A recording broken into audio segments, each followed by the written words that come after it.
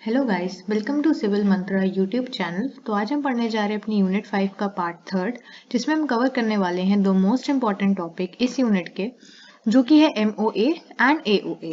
अब ये क्या है? MOA है मेरा मेमोरेंडम ऑफ एसोसिएशन और AOA है मेरा आर्टिकल ऑफ एसोसिएशन। तो जैसे मैंने प्रीवियस वीडियो में हमने कंपनीज एक्ट पढ़ा था, उसी के कॉन्टिन्यूएशन में ये वीडियो है जिसमें हम ये दो इंपॉर्टेंट टर्म्स को समझने वाले हैं। अब ये जो टर्म्स हैं ये काफ़ी ज़्यादा पेपर में पूछी जाती हैं लॉन्ग आंसर में, इसीलिए मैं यहाँ पर इनको सेपरेट वीडियो में कवर कर रही हूँ।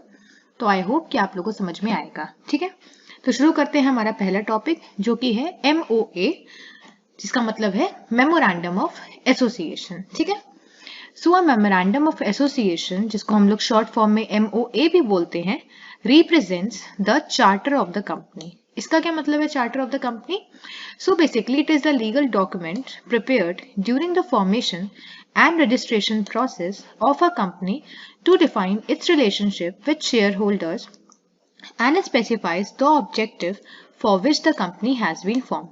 तो बेसिकली अगर आप लोग को मेमोरेंडम ऑफ एसोसिएशन का सवाल पेपर में आता है तो ये चीज मोस्ट इंपॉर्टेंट यहाँ पर बन जाती है कि ये क्या है। तो जब मैंने आप लोगों को रजिस्ट्रेशन ऑफ द कंपनी बताया था, जब फॉर्मेशन ऑफ द कंपनी समझाया था, तब मैंने वहां पे बताया था कि कैसे कंपनी का फॉर्मेशन होता है। तो उस केस में हमने पढ़ा था कि हमें कुछ डॉक्यूमेंट्स को फिल करना पड़ता है रजिस्ट्रेशन के टाइम पे, जिसमें मेरा फर्स्ट डॉक्यूमेंट था मेमोरेंडम ऑफ एसोसिएशन और दूसरा डॉक्यूमेंट था मेरा आर्टिकल ऑफ एसोसिएशन। और वहां पे मैंने बताया भी था कि पब्लिक कंपनी में कितने मिनिमम मेंबर्स होते हैं जो उस पर्टिकुलर डॉक्यूमेंट को साइन करते हैं, और सेम मेरा प्राइवेट कंपनी के लिए कौन कौन से नंबर ऑफ मेंबर्स होते हैं, मिनिमम जितने होने चाहिए उस पर्टिकुलर डॉक्यूमेंट को साइन करने के लिए। उसी तरह से मेरा आर्टिकल ऑफ एसोसिएशन भी था कि जितने लोगों ने मेमोरेंडम ऑफ एसोसिएशन को साइन किया है उतने ही लोगों ने आर्टिकल ऑफ एसोसिएशन को भी साइन करना है। ठीक है, तब अब समझते हैं कि मेमोरेंडम ऑफ एसोसिएशन है क्या। ये तो हमें पता है कि ये एक डॉक्यूमेंट है, और कैसा डॉक्यूमेंट है? लीगल डॉक्यूमेंट है। ठीक है, अब ये ऐसा लीगल डॉक्यूमेंट है जो कि कब बनाया जाता है? ये तब बनाया जाता है जब हमारी कंपनी का फॉर्मेशन और उसका रजिस्ट्रेशन प्रोसेस हो रहा होता है। तभी हम लोगों ने रजिस्ट्रेशन प्रोसेस के अंदर ये चीज पढ़ी थी। तो पहला पॉइंट तो मेमोरेंडम ऑफ एसोसिएशन में याद रखना कि ये एक ऐसा लीगल डॉक्यूमेंट है जो तब बनाया जाता है, तब प्रिपेयर करा जाता है जब वो पर्टिकुलर कंपनी का फॉर्मेशन और उसका रजिस्ट्रेशन हो रहा होता है।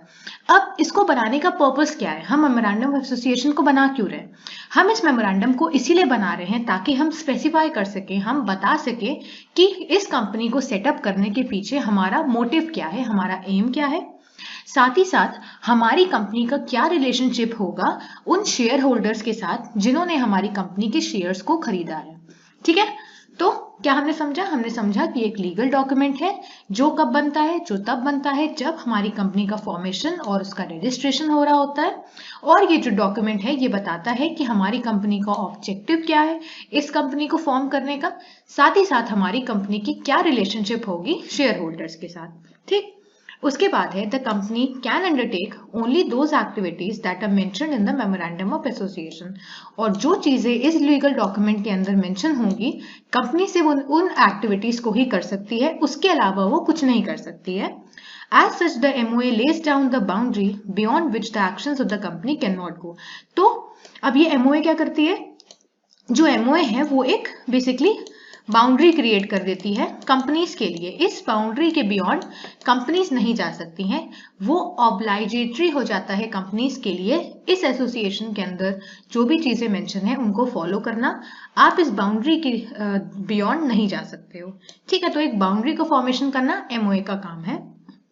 Memorandum of Association helps the shareholders, creditors, and any other person dealing with the company to know the basic rights and powers of the company. जो मैंने बताया भी कि इसका काम क्या होता है? इसका काम होता है कि रिलेशनशिप बताना शेयर होल्डर्स के साथ ही साथ आपका ऑब्जेक्टिव क्या है इस कंपनी को फॉर्म करने का, आपका मोटिव क्या है। ठीक है, also the contents of MOA help the prospective shareholders in taking the right decision while thinking of investing in the company. तो इससे क्या होगा? मैंने जैसे बताया भी कि ये जो MOA होता है ये बेसिकली रिलेशनशिप को डिफाइन करता है शेयर होल्डर्स के तरफ। तो अब ये क्या होगा? MOA से क्या होगा? जो भी शेयर होल्डर्स होंगे वो MOA को देके एक पर्सपेक्टिव बना सकते हैं कि हम इस कंपनी में इन्वेस्ट करें कि ना इन्वेस्ट करें। तो वो उस MOA से अपना डिसीजन बेसिकली वहां पर वो डिसीजन मेकिंग में भी हेल्प करता है। MOA मस्ट बी साइंड, अब मैंने ये प्रीवियस वीडियो में बताया था कि कम से कम 2 सब्सक्राइबर होने चाहिए प्राइवेट कंपनी के केस में और 7 मेंबर्स होने चाहिए पब्लिक लिमिटेड कंपनी में। ठीक है, तो ये चीज भी याद रखना कि MOA को कितने लोग मिनिमम साइन करते हैं दोनों कंपनी के केस में। ठीक,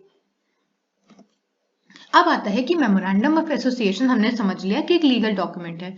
तो अब इस मेमोरेंडम ऑफ एसोसिएशन के अंदर क्या क्या चीजें होती हैं? तो मेमोरेंडम ऑफ एसोसिएशन के अंदर कुछ क्लॉजेस होते हैं। अब ये क्लॉजेस क्या है? सबसे पहला क्लॉज जो आता है वो आता है मेरा नेम क्लॉज। नेम क्लॉज क्या होता है? अब इसको समझ में आ रहा होगा कि हाँ ये कुछ नेम से रिलेटेड है, मतलब कंपनी के कुछ नाम से रिलेटेड क्लॉज होगा ये। तो हाँ, आप लोगों ने सही समझा, ये नाम से ही रिलेटेड है। तो this clause specifies the name of the company. The name of the company should not be identical to any existing company. तो बेसिकली नेम क्लॉज में क्या होता है? नेम क्लॉज में कंपनी का नाम मेंशन होता है। ये बेसिकली बताता है कि कंपनी को हम फॉर्म कर रहे हैं उस कंपनी का क्या नाम है, और ये जो नेम है उस पर्टिकुलर कंपनी का वो किसी प्रीवियस कंपनी से सिमिलर नहीं होना चाहिए। मतलब अगर सपोज करो किसी कंपनी का नाम ए है, एग्जाम्पल दे रही हूँ बस, तो अगर आप कोई कंपनी फॉर्म करो तो उसका नाम सेम नहीं होना चाहिए। ठीक है, Also, if it is a private company, then it should have the word private limited at the end. तो मैंने इसके प्रीवियस वीडियो में बताया था कि जो प्राइवेट कंपनी होती है उनके कंपनी के नाम के बाद प्राइवेट लिमिटेड लगता है। उसी तरह से पब्लिक कंपनी में सिर्फ लिमिटेड, पब्लिक कंपनी में सिर्फ पब्लिक कंपनी लगता है ना, या फिर सिर्फ लिमिटेड लगता है। और प्राइवेट कंपनी में ये प्राइवेट वर्ड एक्स्ट्रा ऐड हो जाता है। तो अगर आपकी प्राइवेट कंपनी है तो उस केस में आपको प्राइवेट लिमिटेड लगाना जरूरी होता है। And in the case of public company then it should add the word limited at the end of its name. जो मैंने बता दिया कि पब्लिक कंपनी के केस में आप कंपनी के नाम के पीछे लिमिटेड वर्ड ही काफी है। ठीक है, for example ABC private limited in case of private and ABC limited for a public company. ठीक है, तो ये मेरा नेम क्लॉज है जो नेम बताता है उस कंपनी का। नेक्स्ट है मेरा रजिस्टर्ड ऑफिस क्लॉज। अब ये क्या है? This clause specifies the name of the state in which the registered office of the company is situated.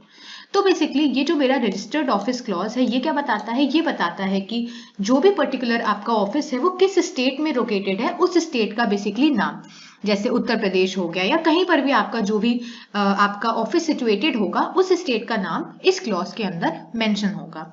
This helps to determine the jurisdiction of the registrar of the company. और ये basically help करता है define करने में कि जो भी registrar होंगे कंपनी के उनका ज्यूरिडिक्शन क्या है। ज्यूरिडिक्शन में बता चुकी हूँ कि उनकी पावर्स उनके लेवल पे, मतलब उनके ज्यूरिडिक्शन के अंदर कितनी पावर्स आती हैं, वो किस किस एस्पेक्ट में अपना डिसीजन दे सकते हैं। ठीक है, तो ये भी डिटरमाइन करता है। The company is required to inform the location, और ये भी मैंने प्रीवियस वीडियो में बताया था कि कंपनी को कम से कम 30 दिन के अंदर अंदर जब से वो इनकॉर्पोरेट की गई है उसको ये बताना पड़ेगा कि उस कंपनी की लोकेशन क्या है, वो कहाँ पर सिचुएटेड है। So the company is required to inform the location of the registered office to the registrar of the companies within 30 days from the date of incorporation। तो ये याद रखना कि 30 डेज के अंदर अंदर आपको बताना पड़ता है कि आपकी कंपनी कहाँ पर है। ठीक है, थर्ड है मेरा ऑब्जेक्ट क्लॉज।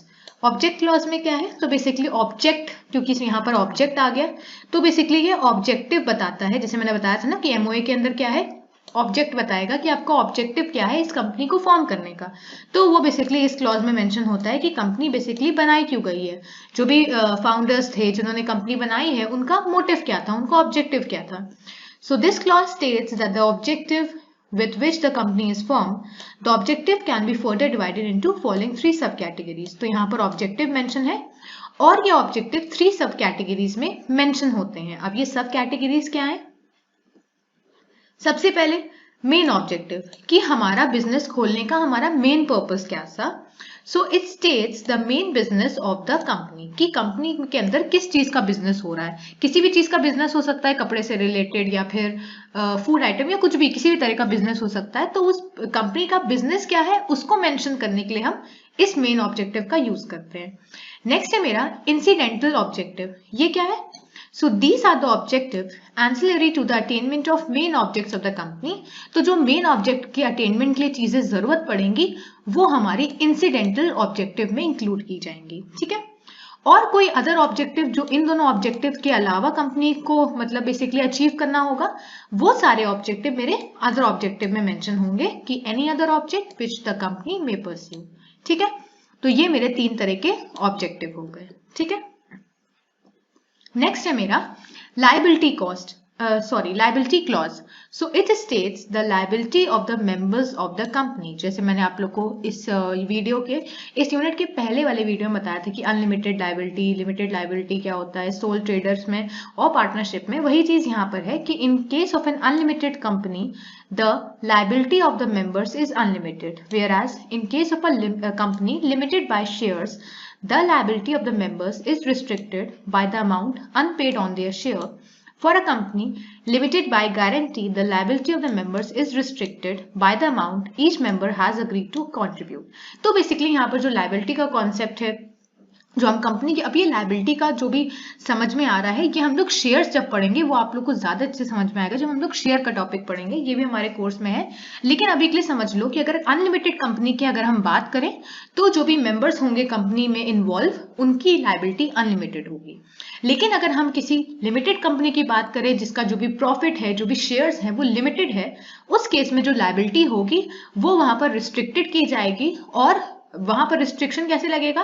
रिस्ट्रिक्शन लगेगा उस अमाउंट से जो अमाउंट हर मेंबर अग्री कर सके कि अगर ये चीज हुई तो हम इतना कंट्रीब्यूट करने को तैयार हैं। तो वहां पर वो रिस्ट्रिक्शन उनके कंट्रीब्यूशन के बेसिस पे होगा, ठीक है। तो ये मेरा लायबिलिटी क्लॉज है।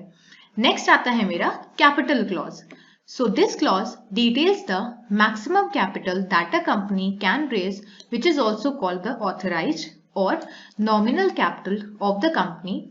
This also explains the division of such capital amount into the number of shares of a fixed amount each. तो बेसिकली कैपिटल क्लॉज में कैपिटल से रिलेटेड है, पैसे से रिलेटेड यहाँ पर बताया गया है कि इस क्लॉज के अंदर सारी डिटेल होती है जो भी मैक्सिमम कैपिटल कंपनी रेस कर सकती है, कंपनी ले सकती है, जिसको हम लोग ऑथराइज या फिर नॉमिनल कैपिटल भी बोलते हैं, ठीक है। तो ये मेरे 5वां क्लॉज था, कैपिटल क्लॉज। आई होप आप लोग को ये लेक्चर समझ में आया होगा। अगर आया है तो लाइक करें, शेयर करें और चैनल को सब्सक्राइब करें। Thank you.